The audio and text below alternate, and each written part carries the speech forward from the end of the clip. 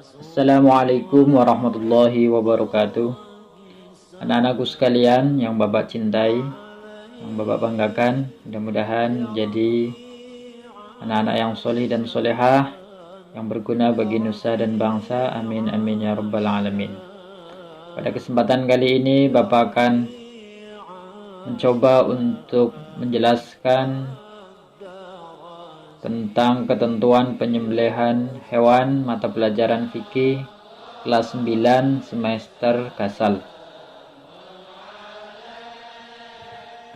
Mari kita awali pembelajaran kita dengan membaca doa bersama-sama. Bismillahirrahmanirrahim. Allahumma aghnini bil ilmi wa zayyinni bil hilmi wa akrimni bit taqwa wa jammilni bil afiyah. Ya Allah, kayakanlah aku dengan ilmu, hiaskanlah aku dengan ketenangan jiwa, muliakanlah aku dengan takwa, dan elokkanlah aku dengan kesehatan. Amin. Kita lanjut. Bahwasanya ketentuan penyembelihan hewan dalam agama Islam itu ada aturannya.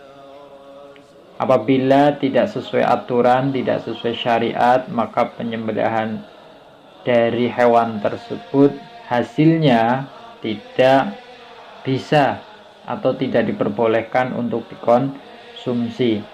Seandainya dalam penyembelihan itu tidak mengikuti aturan-aturan yang telah ditetapkan oleh syariat Islam. Dalam ketentuan penyembelihan hewan ini nanti kita akan ada beberapa pembahasan. Yang pertama adalah pengertian dari penyembelihan hewan itu sendiri. Yang kedua, dalil penyembelihan hewan. Yang ketiga, rukun dan syarat penyembelihan hewan. Dan yang terakhir adalah tata cara penyembelihan hewan. Langsung saja yang pertama atau yang A, pengertian penyembelihan hewan. Penyembelihan hewan atau penyembelihan menurut bahasa adalah menyembelih. Artinya baik dan suci. Maksudnya adalah menurut bahasa penyembelihan atau menyembelih itu artinya baik dan suci. Penyembelihan hewan sementara menurut istilah adalah memotong binatang dengan alat tajam pada bagian leher, saluran pernapasan dan jalan makan sampai putus sehingga binatang tersebut mati agar halal untuk dimakan. Itu adalah pengertian penyembelihan hewan menurut istilah. Bapak ulangi, yaitu memotong binatang dengan alat tajam pada bagian leher yang meliputi saluran pernapasan dan jalan makan sampai putus sehingga binatang tersebut mati agar binatang tersebut halal dimakan atau dikonsumsi. Yang B yaitu dasar hukum atau dalilnya. Kenapa harus disembelih? Agar daging atau hewan tersebut diperbolehkan untuk dikonsumsi, karena ada dasar hukum atau dasar dalilnya, yaitu yang terdapat dalam Al-Quran surat Al-An'am ayat 118. Bismillahirrahmanirrahim. Fakulu mimma dzukira smullahi alaihi in kuntum biayatihi mu'minin. Artinya, maka makanlah binatang-binatang yang halal yang disebut nama Allah ketika menyembelihnya, jika kamu beriman kepada ayat-ayatnya. Quran surat Al-An'am ayat 118. Ayat ini merupakan dasar hukum dari anjuran ketika ingin mengonsumsi seekor hewan yang masih hidup harus disembelih terlebih dahulu.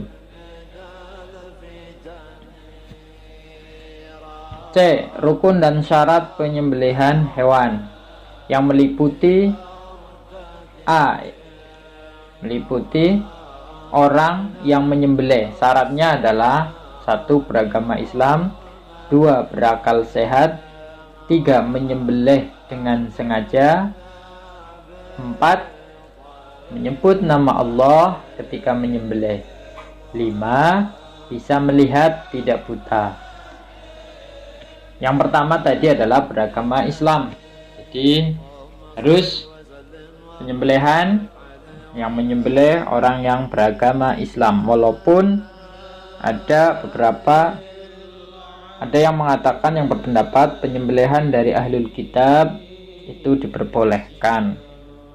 Penyembelihan dari ahlul kitab itu diperbolehkan. Yang kedua, berakal sehat. Tentunya tidak gila. Orang yang menyembelihnya harus dalam kondisi berakal sehat. Yang ketiga, ketika menyembelih harus dengan sengaja. Memang sengaja untuk menyembelihnya. Yang keempat, dalam penyembelihan harus menyebut nama Allah.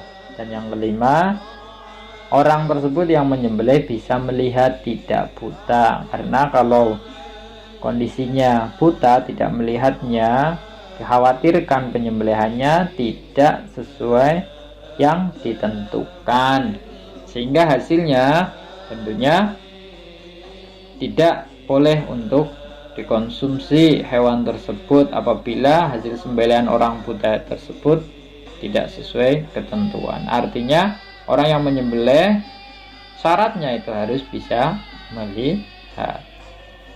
Yang B, hewan yang disembelih syarat-syaratnya adalah masih dalam keadaan hidup. Tentunya hewan yang akan disembelih masih dalam keadaan hidup. Terus yang kedua, halal dimakan. Artinya hewan tersebut halal hukumnya untuk dikonsumsi. Ini adalah syarat-syaratnya. Jadi yang selanjutnya adalah alat yang digunakan untuk menyembelih. Ini rukun yang ketiga. Tadi rukun yang pertama adalah orang yang menyembelih. Rukun yang kedua adalah hewan yang disembelih.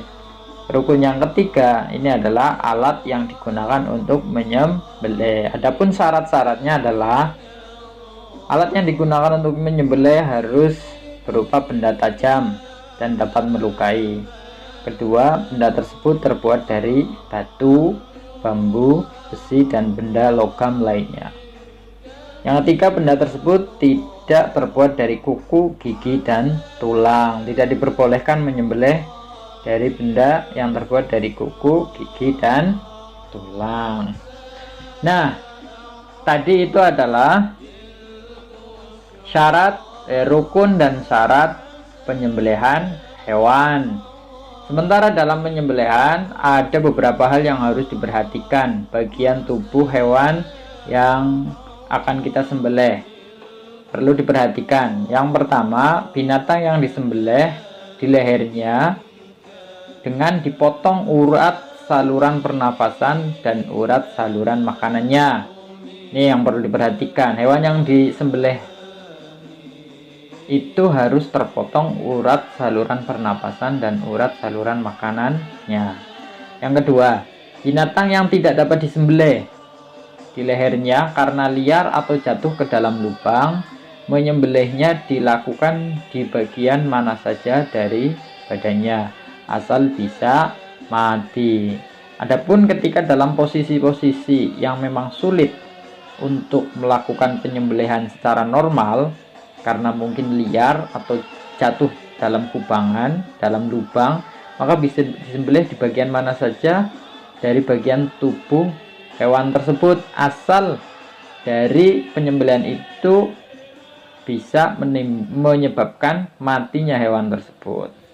Yang ketiga yang perlu diperhatikan, dari bagian tubuh hewan yang disembelih adalah bila di dalam binatang yang disembelih terdapat janin atau anak binatang dan tidak didapatkan dalam keadaan mati dalam perut induknya setelah induknya disembelih, maka anaknya juga halal untuk dimakan karena kematiannya itu disebabkan kematian induknya yang disembelih. Jadi apabila ada binatang ketika disembelih ternyata di dalam perut binatang tersebut ada janin. Nah, janin tersebut ketika dalam kondisi sudah mati, maka janin tersebut pun halal dagingnya untuk dimakan, untuk dikonsumsi. Yang D, yang terakhir adalah tata cara penyembelihan hewan. Yang pertama, membandingkan hewan di sisi sebelah kiri, memegang pisau dengan tangan kanan dan menahan kepala hewan ketika menyembelih. Yang kedua, menghadapkan hewan ke arah kiblat. Yang ketiga, memotong 2 urat nadi yang ada di kanan kiri leher, yaitu saluran makanan dan pernafasan. Yang keempat, ketika akan menyembelih menyebut nama Allah dan takbir, yaitu dengan membaca Bismillahi Allahu Akbar. Sesuai dengan itu semua sesuai dengan perintah Allah dalam Quran surat Al-An'am 1:2:1. Wala bismillahirrahmanirrahim wala ta'kulu mimma lam yuzkarismullahi alaihi wa innahu lafis. Artinya, dan janganlah kamu memakan hewan-hewan yang tidak disebut nama Allah ketika menyembelihnya. Sungguhnya perbuatan tersebut adalah suatu kefasikan. Sementara hal-hal yang makruh dalam penyembelihan, hukumnya makruh dalam penyembelihan binatang. Yang pertama, menyembelih dengan alat yang tumpul. Alat yang digunakan untuk menyembelih tumpul, tidak tajam. Yang kedua, urat nadi kanan kiri leher tidak putus. Urat nadinya, bukan saluran pernafasan dan saluran makan. Kalau itu yang nggak terputus, maka penyembelihannya tidak benar. Sementara kalau urat nadinya tidak putus, itu hanya makruh. Yang ketiga, menyembelih sampai putus lehernya. Lehernya sampai terputus, ini hukumnya makruh, tapi tetap halal untuk dimakan. Yang keempat, mematahkan atau memenggal leher hewan atau mengulitinya sebelum benar-benar mati. Hewannya tersebut belum benar-benar mati, sudah dikuliti. Ini makruh karena dapat menyakiti hewan tersebut. Tuh, di situ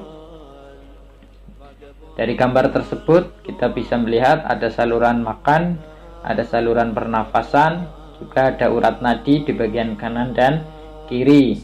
Intinya saluran yang harus terputus adalah saluran makan dan saluran pernafasan. Adapun urat nadi kanan kiri itu seandainya tidak terputus, maka penyembelihannya hukumnya makruh.